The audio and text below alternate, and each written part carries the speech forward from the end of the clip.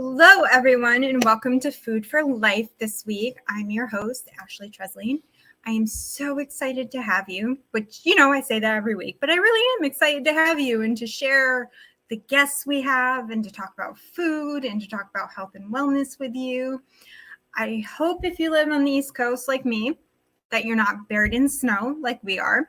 I thought we were done with the shovels and snow blowers, but I guess March had a different idea. But, what can we do?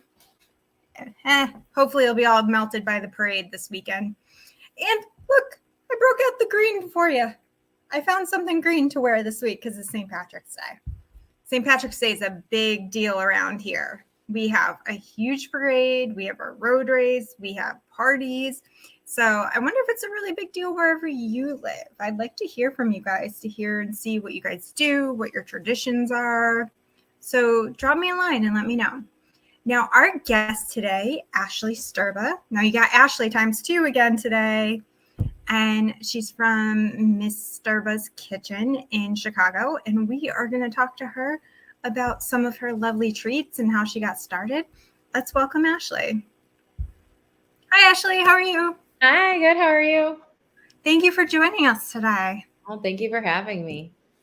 So do you have any St. Patrick's Day traditions where you are? Oh, yeah. Well, it's big in Chicago, too. We have a lot of Southside Irish pride over here. And, in Chicago, they dye our river green. And so do they really? Oh, yeah. The whole river gets dyed green. It's really cool. That's wild. This past weekend, and they had their big parade. I can't believe that. That's so wild to dye a whole river green. Oh, yeah. It's cool. I don't know if that's great for the wildlife in it, though. I know. That's true. So why don't you, I told everyone a little bit about you. So why don't you tell our viewers who you are and what you do and a little about yourself? Okay. So I'm Ashley. I'm like Ashley squared here. Ashley Sterba. I'm a middle school family and consumer sciences teacher, which is like a modern day version of home ec. So I have 5 kitchens in my classroom, and as far as going over learning the basics of kitchen equipment, kitchen math and measuring and reading a recipe and putting all of those pieces together. We also do things like budgeting and resume writing and like some financial literacy things. So we've kind of modernized the material. So it's really fun because I teach life skills, and I could tell the kids they're going to need everything that we do in my classroom outside of the walls of it. So you're actually teaching something useful to the kids instead of trying to figure out why geometry matters. I'm like, go ask your math teacher. I don't know why X, all that. That's funny. So yeah, I've been teaching now for 9 years. I've coached volleyball for 13. I just ended that last night. I'm officially retired from coaching.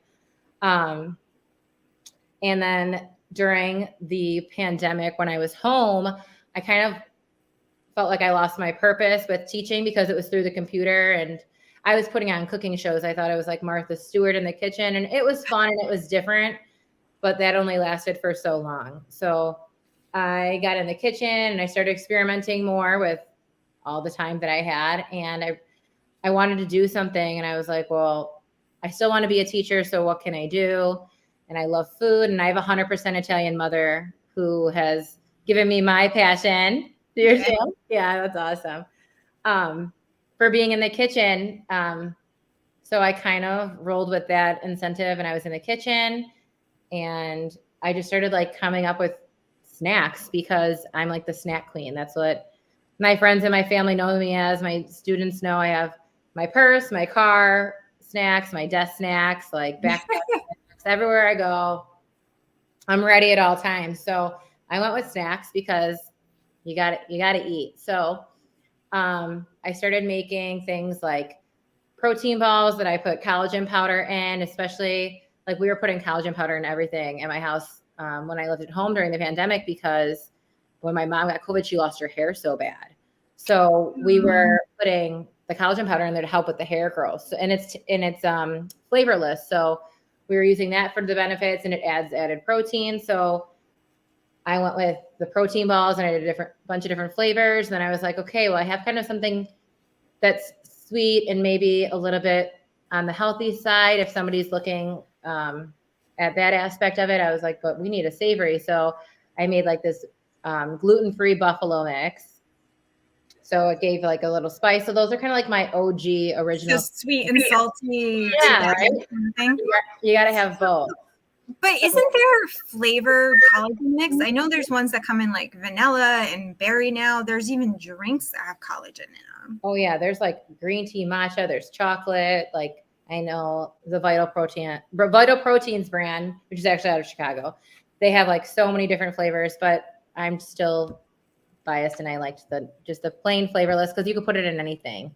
Yeah. I know it's good to bake with. I put it in stuff like baking wise, because it's a little better than just a plain protein powder. Because I feel like it's like doing a little bit extra other than that. But did it help your mom's hair regrowth? Yeah, I mean, we like to think that did in time, right? So we kind of just kept with it every day, putting it in coffee, and then she was eating my snacks. And even now, like my mom will be like, when she comes to every market that I do or things like that, she'll be like, "Can I take some balls home with me?" So it's kind of funny because we're like all my friends and family and people know me for like the collagen protein balls, and I just wish I named them something else because we're talking about balls all the time. So it's kind of funny. Everyone's like, and you teach middle schoolers, so that must be like, the joke of the century, like, oh yeah, little kids talking about that.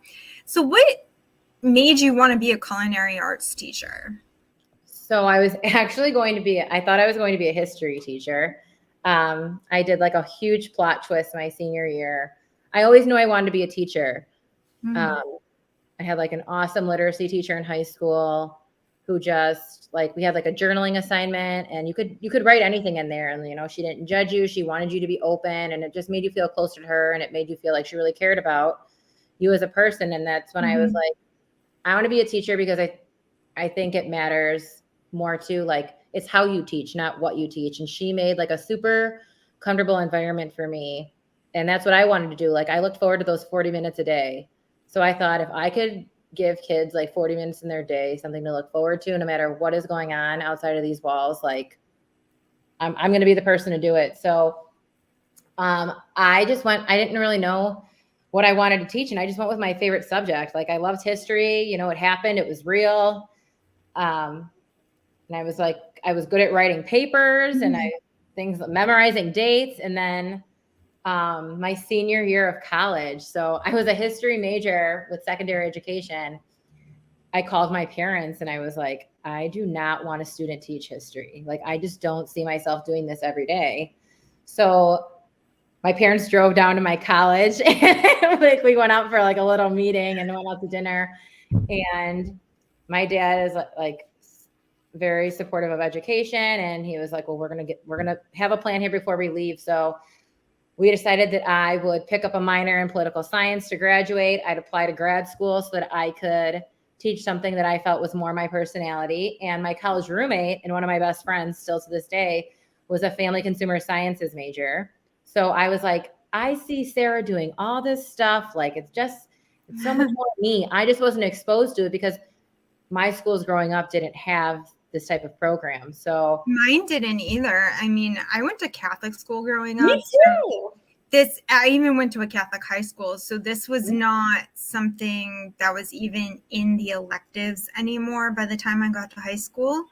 So for me, I mean, I had all honors classes, so forget it. Any elective I had wasn't even close to even, it's always the kids that had like all the free time and all the non-honors classes and got to pick their electives. For me, I was lucky if I had to study. Yeah, I hear you. I went to a Catholic school too, all through high school. So I just wasn't exposed. So once I finally like kind of saw that door open, I was like, now that I can do every day. So that's what I did. I graduated. I went to grad school right away out of college. I got my master's and my secondary education license together. So it worked out perfectly. And now, so I mean, it was a little bit hard in the beginning because all my friends were in their first jobs and I went back to grad school right away. But I think it all worked out the way it should. So it's kind of like how I got exposed to the topic. It's nice to see that it's actually back in people's curriculums again, because it actually is a valuable lesson. Because one of the things that I do is I teach classes for adults and kids, and the generation that I'm usually teaching are kids like right out of, well, they're not kids, they're 20 somethings, or I teach teenagers to help them prepare for going to college because they may not be living in a dorm. Nobody knows how to cook anymore, because it was never taught to them unless their parents teach them. Exactly. It's wild, like boiling water, using the microwave, preheating an oven. The kids don't know how to do it. Yeah, I mean, I suppose if they want to make popcorn in the microwave, I think that's about it. Yeah, honestly. So what do you find your kids like the most to do? Like, do you get to plan your curriculum like based on just on skills, or do you get to kind of diversify it by like what your class is really into each year or what you find interesting? Yeah, so the cool thing is that I'm the only teacher in my school who teaches what I teach. So I have a lot of creative freedom. So I've created also all of my own curriculum, which gives me even more freedom. And I get every student in the school. So they rotate in 6th and 7th grade, you rotate through me every 7 weeks. So I get 5 groups of those students a year. So I teach the same thing 10 times. Oh. And then in 8th grade, you get to choose your electives. And I have an advanced culinary class and then an entrepreneurship class. And the advanced culinary is always more popular. So being someone who gets every student in the school, I use that to my advantage, honestly. And in my mindset, when I was creating my business, I was thinking, I have to meet all of these needs. Like, I have to diversify everything in the kitchen constantly. I get every type of learner and every type of food restriction, like allergy. So the modifications and the substitutions that I've learned how to do so that it's an inclusive classroom and that everyone's getting the same experience, because I believe that they are powerful experiences, has really helped me, because that's why I wanted to have something that was gluten-free on my menu. That's why I wanted to have like the idea of balance, where if you wanted something that was sweeter, go for sweet. If you wanted something that was maybe a little bit cleaner, like just to have an option for something for everyone. So it's been really cool with my curriculum, because I've created it where like 6th grade, you learn the kitchen equipment, how to measure, how to do kitchen math. And then we do dairy and we do eggs. And now, like, those are 2 very prevalent allergies, actually. So I've done some really cool modifications with it to show them, like, we can use applesauce or we can use banana. And it's also kind of balances out, again, like what we're making. I'm also thinking of your budget. If you're talking about dairy right now, like, I can only imagine with like 5 classrooms of kids, what your budget must be for like eggs and milk and anything now. It is tight. The eggs have been a problem for sure too, and the butter. So that like 6th grade, and then we lay down our foundation. Then they come back 7th grade because they have to take me again, and we do fruits and vegetables. And then we do quick breads and yeast breads, and that's really like my favorite like set of curriculum, because the 7th grade is so balanced. Like they know how to lay down their basic foundation, and like quick breads are fun, like making a muffin, and they could do that at home on their own, but like also doing an omelet, like, or you can make eggs in the microwave, you can make them on the stove. Like they get more options, I feel like, and their doors are open a little bit more in 7th grade. And then 8th grade, so cool, because we do like knife skills, and then we do everything's from scratch, like appetizers, soup, salad. We make homemade pasta.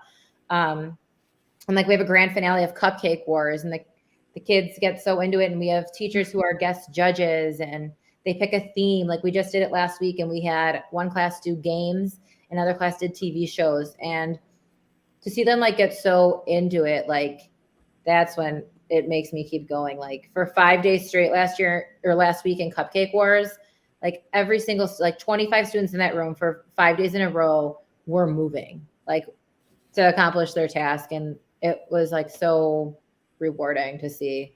So what cupcakes won? Like what were the ones that you guys all ended up deciding on?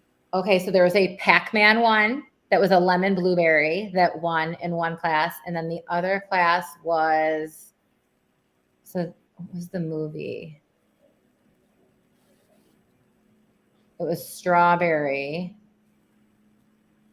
I think it might have been Beauty and the Beast. It had yellow frosting and a red rose and then pearls around it. Like it was, Oh, wow. like it belonged in a glass case.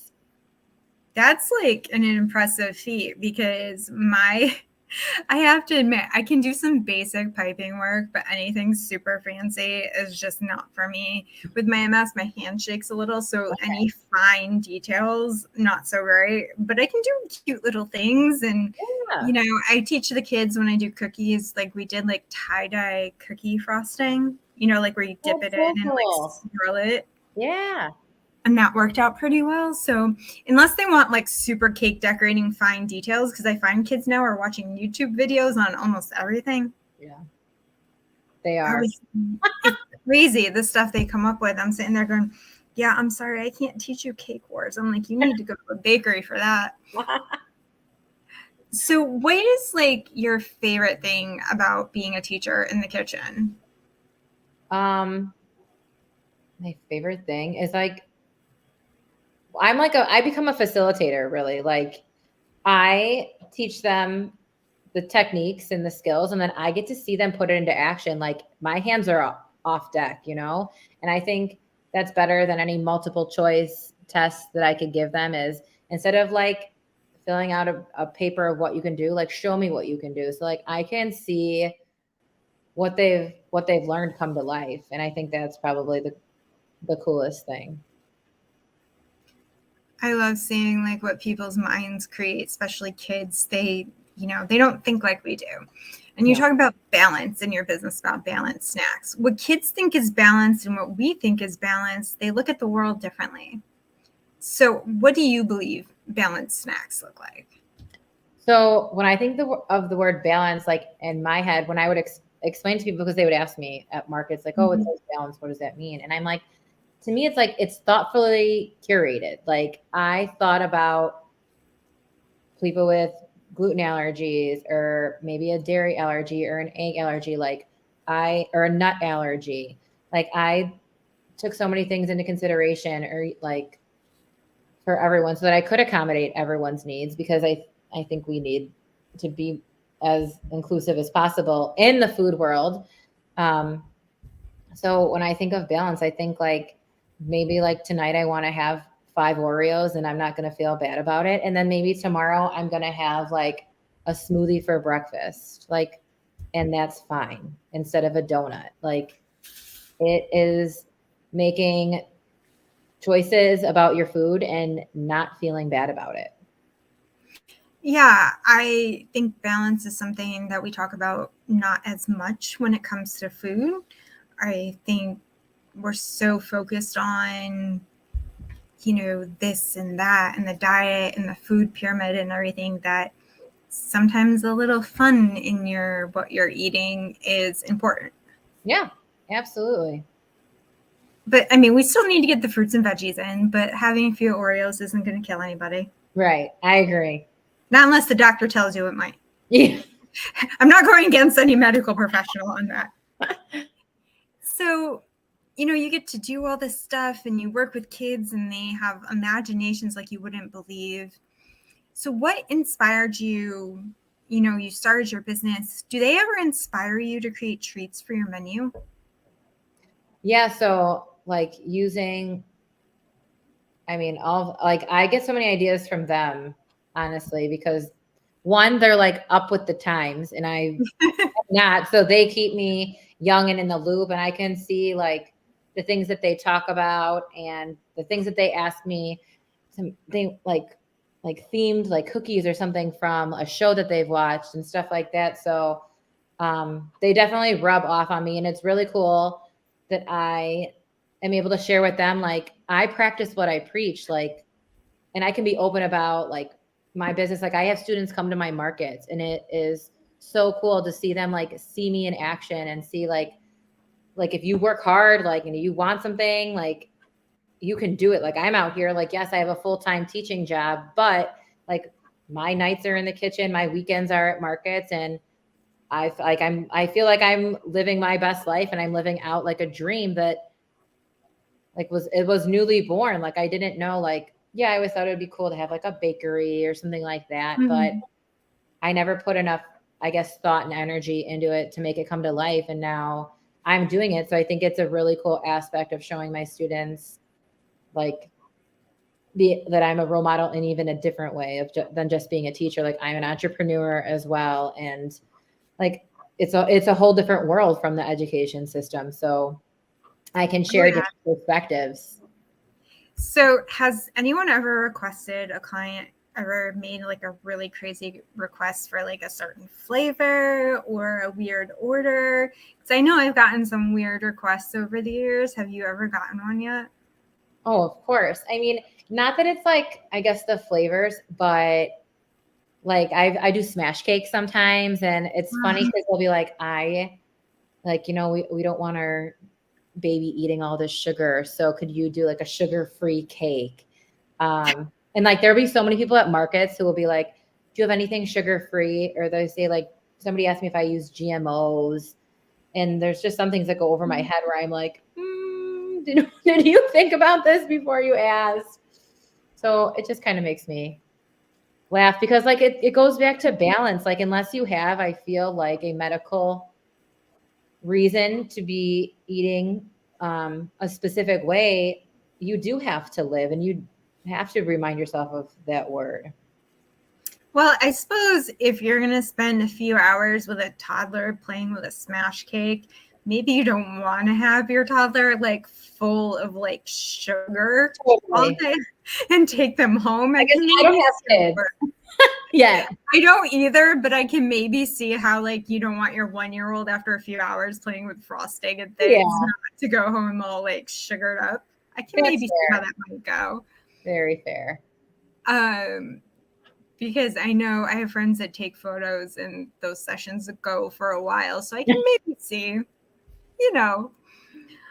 but I find it interesting, like you started a business, but you have a full-time business. Would you ever make the leap and go straight and do this like all the time?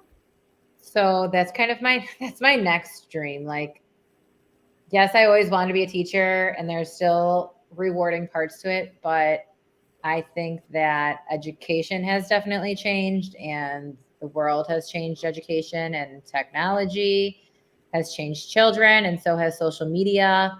So it's made my job a lot harder, and I'm wearing more hats than I've ever had to wear. Like now I'm you're a security guard, you're a social worker, you're a teacher, you're all of these things. And it's overwhelming because you want to be able to be that person, but you're also a person yourself, and you're trying to take care of you too. But it's just like a heavier load than ever. So my dream now is that one day, like I could do this full time. Like I maximize my summers off and try to really keep myself busy in the kitchen. And the time goes by so fast, I realize when I'm in there, and it's therapeutic for me to be in the kitchen, and I love it. And I would love to open my own. I don't know if it would be a snack shop, just like grab a coffee and sit down and relax, or I don't like some sort of bakery. I've always thought would be a dream, but waking up like a baker at like 2 a.m. I would have to hire some help. But I would just a fun snack counter somewhere. Yeah, like anything small. I think like even just getting maybe into a few stores on a shelf would like be kind of like a dream come true for me. So maybe one day. It's fun to dream is what I always say. I love to dream. Put it in the universe. Yeah, I'm manifesting. So we're going to have a message from our lovely people at E360 while we take a break. So everyone check out our message from our lovely hosts at E360 TV.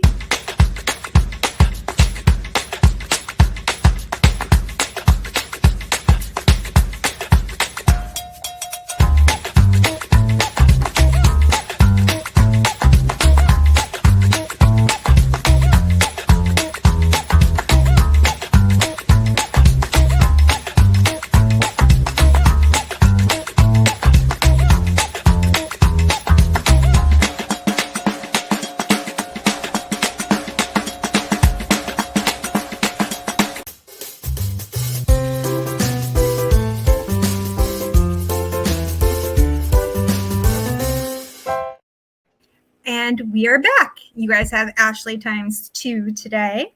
And we are talking to Ashley Sterba of Miss Sterba's Kitchen in Chicago. And I was thinking, now, you know how there's all these TikTok trends and social media viral trends? Have the kids ever asked you to make those in class? Oh, all the time. Can we Have do you it? ever found one that's worth making? I've like downloaded and deleted TikTok like 10 times because I don't know how to work it. So I've never learned anything well enough to be confident enough to try it with them. But I watch them do it all the time. Really? Do they experiment at home? Like, have you heard from the kids? Like, what do they do when they go home and experiment? Like in the kitchen or with TikTok? Well, I'm sure they're playing with TikTok at home. That I can probably tell you they're doing. But I mean, this as far as experimenting in the kitchen. Oh yeah. So I get so many kids who email me what they make, or their parents will email me pictures, and it is like, it's the coolest. I feel like I've done something right when they send me a picture of something that they've made that I maybe ignited some kind of spark in them. But there's so many, I get a lot of cakes. A lot of kids make cakes. I have one girl who is like a stellar milkshake maker. Like the glass is dripping like hot fudge and it's got whipped cream and crumbles of cookies on top. Like, I hope she opens up a milkshake shop Wow. one day. So she's like an artist of Oh, milkshakes. totally. That's so cool. I mean, they're thinking outside the box. They're not just thinking of like baking. They're thinking about what goes in a blender or what goes wherever. Now, I always find it fun to play around in the kitchen and to experiment. Have you ever had a really massive fail in the kitchen or a massive fail that you were trying to teach the kids with? Oh, I mean, like both. That's cool because I do teach the same thing so frequently. I change the recipes because I get bored of them. So, and not every recipe that I use anymore, because I'm doing my own business in the kitchen. Like, I normally use tested recipes, but now some of them are experiments from maybe food bloggers that I like, things like that we've never made. So it's an experiment. Like today I had my kids make bagels with Greek yogurt without using yeast because of the timing. Yeah. So, I mean, it was just like, when I read it and it's only 4 ingredients going into a bowl, I'm like, oh, this will be no problem in 40 minutes. And it's a huge problem. And there's stuff all over. And I'm like, we have 10 minutes. Like, we got to clean like this and that. And like today, like my washing machine flooded for the first time all over the floor. It's covered in water. Like, oh, it was just like the recipe wasn't working out. The classroom wasn't working out. But we like just laughed it off. And I think we made a memory together is what I told them. Well, I always tell people, even if it doesn't look good, it may actually taste good. Yes. That's the important part. Yeah. Like totally. I say that too to them. And then me all the time, like there's been so many times when I've been like in tears or I'm covered in chocolate and my boyfriend will be like, I think you need to just walk away for like 5 minutes, like take a breath, walk away. He tries to like keep me calm or be like, why can't you finish it tomorrow? Why can't you try again tomorrow? And I'm like, but like in your head, I wanted to finish it today. And like, I go in and out of making cakes because they're stressful because you want to match what a person sends you in their picture.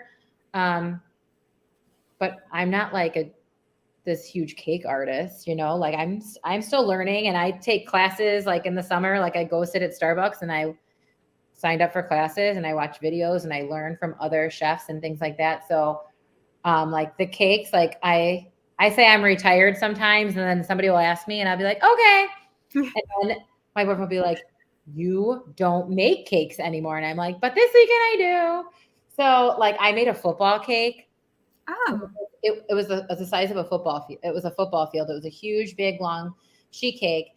And I mean, like the grass looked so cool. And then it was time to like make the lines on the field. Oh. Like he's holding a string for me. I'm piping along the string. So it's like, oh, they're like, I am sweating. I am taking deep breaths. So it's the cake process definitely like, and then we went to pick it up and it heavy, right? Because it was so heavy. Oh yeah. So I mean, failures all the time. Like just plop on the floor of something, just chocolate. Like I'll just get it later. Like Oh, it happens on a regular basis. The behind the scenes would be comical. I get that feeling of you want to make a recipe work so bad and you're like in tears in the kitchen. I'm like, no, it's going to work this time, I swear. And you're like praying at the oven, hoping something worked out. To the point where like I was having such a bad day one day. I was doing like an experiment with a recipe and it had rice. I forgot to lower the burner when I was making rice. And so far that pot had to get thrown out. There was nothing I could do to save it. So even I have my days. I hear you. Relatable. Yes. And I like to teach my kids that too when I teach cooking classes. That and I actually burned something while I was teaching one day. Because I teach at different places around Okay. different cities or different organizations, and they all have different like ovens and things like that. So even if I think it's set right, some of these like commercial ovens, you know how they work, like they're a little different. Well, we burned a cake at class and had to make it over again. So we try to find a lesson in there somehow. Absolutely. You always turn it around. I'm pretty sure their parents are looking at me like, really, she's teaching our kids this and she just burned something? But hey, whatever. We're only human. That's what I tell the kids. So have the kids inspired you? Like, does your family ever make requests, like trying to do something like crazy or make you want to do like a favorite thing along the way? Yeah, the new thing is my family wants me to make their cakes. So I like made my sister like a huge carrot cake last year for her birthday. And because I made it so big and so thick, like everyone was getting huge slices and they were like, no, give me, everyone's like, I want a small piece. Oh yeah. Just a sliver. So like my little Italian aunt, she's so funny. She's 77. She's like yay tall. And she's like, you get what you get and you eat what you can. So now like since last year, that birthday, every time, like I was at dinner with her last night and my mom and she got like 2 pork chops. And I said, you get what you get and you eat what you can. So it's kind of funny. So I am making everyone's birthday cakes now in my family. And like every time my mom, like I said, when my mom leaves the market, she'll be like, can I bring some balls home? Do you have any balls? And then like my sister texted me today and was like, hey, like her friend at work wants to know, do you have any Oreo bark? And so, I mean, they're like totally involved. Like I could not survive this or have even gotten where I am without my family. They're at everything with me and it matters. And like, even like when I lived at home, when I started, like my mom was up with me. She would stay up with me until 1 a.m. Like one night I dropped like a huge pan of all the balls that I just made. There was like 100 plus all over the floor. She looked at me and she's like, you got to throw them out. Got to start over. She'll always be like, it's okay. I'll stay up with you. Like she always like, my sister's like not made for the kitchen. She's like a really good at stickering bags. But like if I gave her something to measure, she'd be like, wait, can you check it? And I'm like, can I just trust you? You're 33 years old. So it's so funny. Well, we all have our strengths. Right. You make things pretty. And your mom can help you in the kitchen. Absolutely. So did you guys do anything cool for Pi Day in your classes? Oh, I would have loved to if we rotated on that day. So I got a new group of students. So I couldn't just be like, let's make pie. But I did, I had them, my last group, they made homemade apple pie like 3 weeks ago before they rotated, which is cool to be like, they're like 13 and 14 and they're making a pie from scratch. Like that alone, I think is a huge accomplishment. Honestly, I think pies in general are a huge accomplishment. So pie crust is like my kryptonite. I don't know what I do, but I can never get it right. I've had like 2 accomplished pies in my life and that's it. But everyone in my family, my aunts, my cousins make these beautiful pies and pastries. Me, I don't know what happened. I can make you the most beautiful cookies, quick breads. I can cook you a beautiful meal. You give me a pie crust and I'm like a 5-year-old that doesn't know what to do. Do you have anything that in the kitchen you can't do it? No matter what you do, you have to walk away? that I don't like. I hate working with tomatoes. Really? It's weird to have like 100% Italian mother, and my sister, my brother, and I all do not like tomatoes. So like, but when you're feeding other people, you can't just be like, well, I'm not going to selfishly put tomatoes in Mhm. there because I don't like them. So like cutting them, it makes me uncomfortable with the juice and the seeds. Like it makes like my skin crawl, but like you just got to like muster through it. So that's a random one. Well, it's not that random. I have a friend that like she has a thing about the texture of tomatoes too. So it Okay. must be like an actual Yeah, it thing. might have a name for it. Who knows? I don't know, but hey, being Italian and being not into tomatoes, I can do you one better. I'm allergic to garlic and I'm Italian on both sides of my family, so they still think there's something wrong with me. No way. Yes, it's actually a thing. I'm also allergic to lilies, which they are in the same family, lilies and garlic, Oh, for that's people that interesting. want to know. So, yes, I'm not crazy. I just have an allergy. How did you find out you had that? Oh, in the most unpleasant way possible. Oh gosh. I'm It sorry. took a while before I figured that one out. Oh, But sure. my great grandmother was allergic to lilies too. So, somewhere in the genes. Yeah. Interesting. So, do you cook any Italian favorites from your family?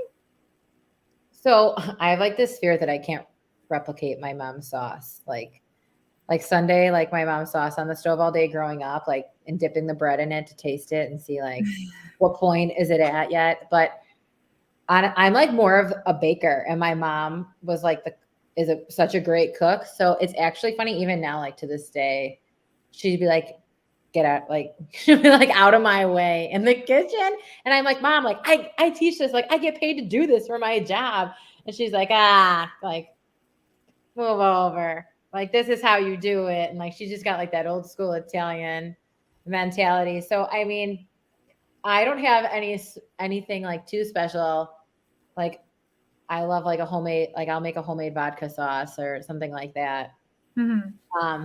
But I just like nothing that I make is ever as good as my mom's. Well, I think there's something to be said for that. So, Yeah. my great grandmother and my grandmother were the ones that cook. My mother makes all of 5 things. My father was the one that cooked. Oh, okay. So, I'm used to their stuff. So now my mom just leaves everything to me. She's just like, it's fine, whatever. But we always tried to learn stuff from like my great grandmother, but she would get everything done before everyone woke up. She didn't sleep much. And she'd be like, yeah, it's just a little of this, or it's the same amount as the red cup over there. Like she never really measured anything. Yes. Everyone just watched her cook. Do you have any family members like that, like growing Oh, up? my mom too. She doesn't measure a thing. I swear. It's like she just know, like I don't know if it's embedded in her head or it's just how they do things. But and here I am like leveling everything off when I'm cooking. It's crazy. It's just something that I think the old Italians did, and it just happened. And our family's been trying to get some recipes right from like my great grandmother and stuff, and nobody really knows because she never wrote anything down. Yeah. You should follow your mom around the kitchen. I need to get on it. Is there anything like you want to do with your business, like other than wanting to have a counter? Where's the next steps taking you? So I've been trying now to do like trying to get more seasonal. It's just like I was coaching and I have a full-time job. So like to be able to dedicate the time to come up with just like a seasonal menu, like something just for Valentine's Day or St. Patrick's Day or Easter coming up, like it's hard because you really have to prep so far in advance and start like experimenting so early, and then like time just slips away. So that is something that I am trying to get more regular with. Like this is the first time I did anything for St. Patrick's Day really, and then like multiple things. And last year I did Valentine's Day like 2 things maybe. This time like I had way more and I tried new things. So now that I'm not coaching, I'll find more time I think to focus more on like kind of utilizing the holidays to experiment and get my name out there. And then I used to do like farmers markets every Sunday. Yeah. And now that I've been doing a lot of catering, which is so fun. Like I love to decorate a cupcake. Like it's like my happy place. So like I'm really trying to pick up on my catering more and focus on that. And it's also more flexible with my schedule. Like I can control it better with a full-time job. So I am letting go of the every Sunday market idea because it is a lot. And like my boyfriend comes with, like, I have to pop up a tent and bring tables. And like, it's like my boyfriend comes with me every Sunday and like, that's his weekend too. And that's also like, I have to be able to practice self-care still too. And having at least a little bit of my weekend instead of every single Sunday doing that, I think will be a little bit life-changing and important. So I'm backing down from that, and I'm just taking on a lot of the catering, the online orders, and the big markets that I know have been successful in the past, because they're all kind of an experiment when you first start. You don't know what it's going to be like, and you're just putting yourself out there. So I feel like I finally like have a feeling of what works, and now moving forward, like I've kind of played with the idea of during the holiday season, opening up like a pop-up shop. I think would be really fun. I was able to participate one this past year, and it was a whole new experience for me. And I think that if I could do one on my own, it would help me grow even more as an entrepreneur and get some more business experience and be able to network with other small and local owned businesses and just promote that small business life. So that's kind of my next big move or idea that I've been There's dreaming. a lot of holiday markets in Chicago, like indoors and outdoors. Oh yeah. That would be great. That you could do. Like we have things here, like depending on like which, like I've just joined a small business group and they do a pop-up in one of our local places. Oh, cool. And they do like a pop-up for the Big E every year, which is, it's Eastern States Exhibition. It's basically every state in New England. People come from far and wide to exhibit their stuff at it. It goes on for 2 weeks. It's the craziest thing ever. Wow. But you can find little things like that or connect with small business associations. I don't know if you belong to any yet. Not yet. I'm still like getting my feet wet. But it's actually really fun. But I mean, you guys have so many holiday markets in Chicago and like so many beautiful things that I bet your stuff would fit in wonderfully. You always have the most beautiful displays I see online. Thank you. So my last thing for you, what would your perfect day of food look like? A food like morning till night? Or just in general, like what would your perfect day of like relaxing, eating, doing what you want kind of look like with your family? So yeah. I love going like an excuse to go to breakfast. Like there needs to be more breakfast dates. So I can never decide between sweet and savory. So like no matter what I'm getting, like I have to have a side of pancakes, or I'll be like, oh, but I really wanted this skillet. My boyfriend will be like, well, you can have my pancake. Like mine comes with a side of pancakes. You can have my pancakes. So I always have to have a little bit of both when I start the breakfast mode. So I guess going to breakfast, and then if I were going to lunch, like I love all three meals. Like some people are like, oh, I don't like breakfast. Like I do not skip meals. Like I get hangry. So lunch, I love a good wrap. Like you're still getting in your protein and your veggies. And you know what? If they have waffle fries, like yes, please. I love waffles. I love French fries. I am a big like a bar person. Like when I say I have snacks in my purse, like I love Built bars. They taste like candy bars to me. So they still have a lot of protein. And like I'm somebody who like if I'm running around too and I get like hot, I'll get overwhelmed. I'll be like, oh my gosh, like I feel like I'm gonna faint. So I pull out a snack. So like those are great for me. I love the Chomps meat sticks. I guess I don't put like fruit in my purse. I have like prepackaged things, and those are two of my favorites, or like peanut butter crackers that I always have in my purse. So I'm probably out and about snacking on one of those three things that are always in my purse. And then I do have a side note. I have airplane snacks. We always bring the same airplane snacks. We always bring Cheez-Its and gummy bears. They're like the two things on any flight that we go to that we have. Like the Cheez-Its are like a pick-me-up, and gummy bears are just like something you don't really have often. So it's like a treat. So you have a treat every time you fly. So gummy bears are it. Yeah. That is not what I thought you would say, right? But okay. I know. It's random. And dinner, I could eat pasta every single night. And I am more of like I love fish opposed to meat. So if I had a pasta with shrimp in there, like done. Any sauce, I will eat it, but a big bowl of pasta. I want shrimp as my protein. All these garlic knots are the best. So I need some garlic bread, and I'll have a salad. And like in Italy, they eat their salad last. So sometimes I end up doing that because I'm so focused on like the steaming pasta. But like balsamic vinaigrette always on my salad. And then I grew up like, it's funny that you mentioned Pie Day because my parents, I don't know if you have Baker, they're not that like prevalent around here anymore, but a Baker Square. Did you have a restaurant called Baker Square? No, I'm not sure what that is actually. No, so it was like a pie shop, but they had food and then they had pies, and they would put like a pot of coffee on your table. So growing up, my parents would take us, like it'd be like a Wednesday and they just want to get out of the house. They'd take us for pie. So like my mom and dad got to talk and have some alone time, and they had their pot of coffee, and then the kids had their pie. So like pie reminds me of my childhood, and like my dad and I would always have like this little saying together. He would say like apple pie, and I'd be like, a la mode.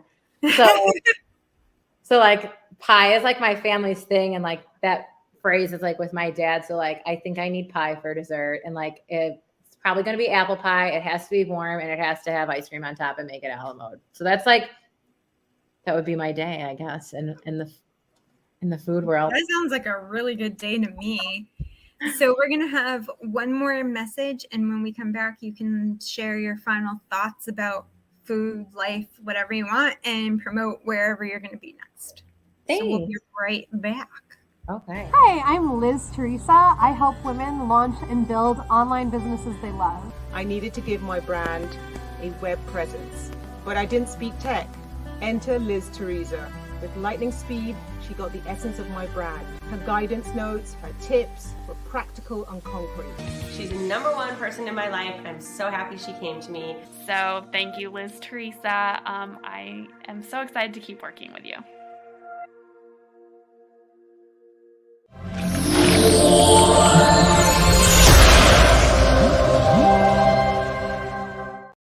And we are back with Ashley. And I want to just let her share her final thoughts about food, teaching, her business, and where we can find her coming up in any new markets or any place you're coming up this month or next.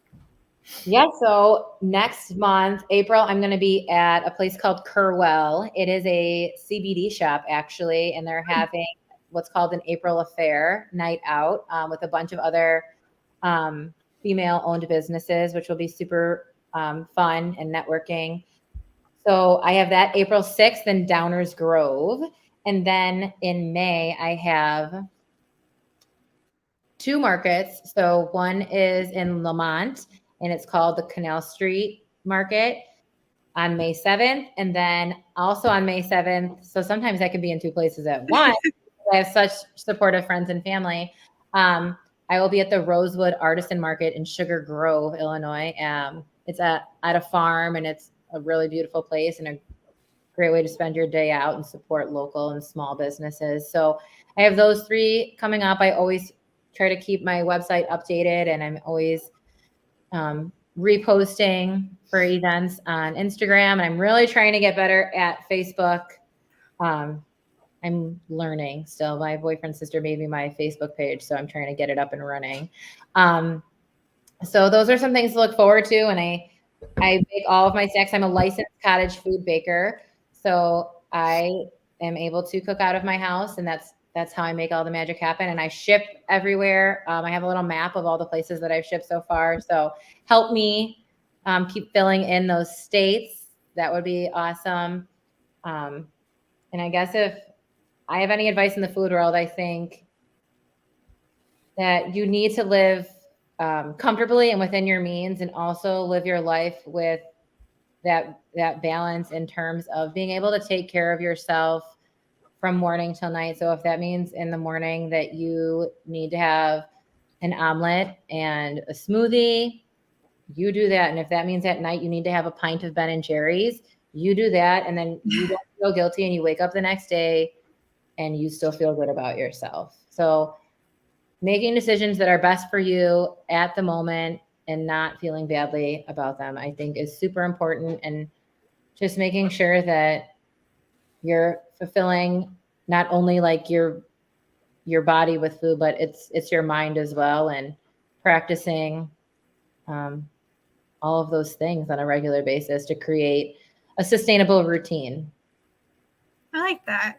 Basically, it's the balance, and let's not feel guilty about everything we put in our bodies. Especially as women, we seem to feel guilty about everything we eat or drink, for that matter. Ashley, it's been so lovely having you on. Thank you for sharing about your story and about your kids and everything you're doing. Everyone in the Chicago area, please go visit Ashley at her markets. We had her social media stuff up. It's also online. You can look on my socials for the post about her. And hopefully you all had fun. So let's thank Ashley for being here. Thank you so much for having me. Bye, Ashley. Bye, thank you. All right, everyone. That was so nice of Ashley to come join us tonight. Now, I want to wish everyone a happy, safe, and healthy St. Patrick's Day. As much as we're talking about balance, let's be safe while we're drinking and we're out and about this weekend. And hopefully everyone has a good weekend. And I will see you all next week. Happy St. Patrick's Day, everyone.